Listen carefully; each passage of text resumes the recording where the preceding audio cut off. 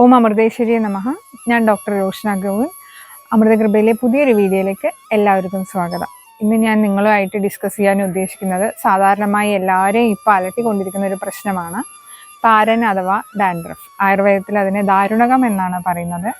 കഫ വാത വൃദ്ധി കൊണ്ടാണ് ഈ ദാരുണകം ഉണ്ടാവുന്നത്.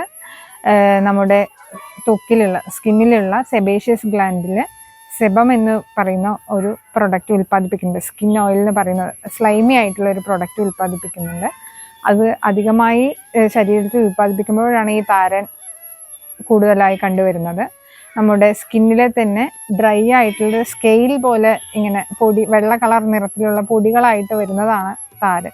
ഈ താരൻ മുടിയിൽ മാത്രമല്ല തലയിൽ കൂടുതലായി വരുന്ന സമയത്ത് നമ്മുടെ പുരുകത്തിലും മറ്റുമായിട്ട് കണ്ടുവരാറുണ്ട്.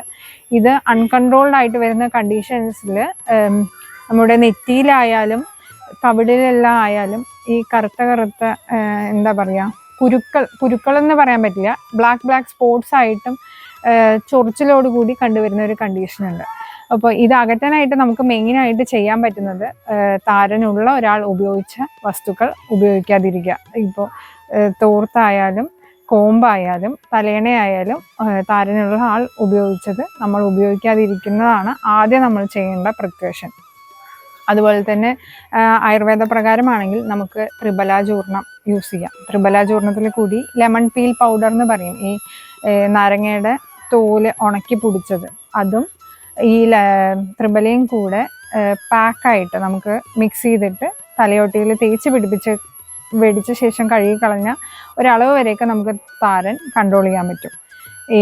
മാത്രമല്ല ദുർദുരപത്രാതികേരം എല്ലാവരും കേട്ടിട്ടുണ്ടാവും, അതും ഒരളവിന് നമുക്ക് താരൻ കൺട്രോൾ ചെയ്യാൻ സഹായിക്കും.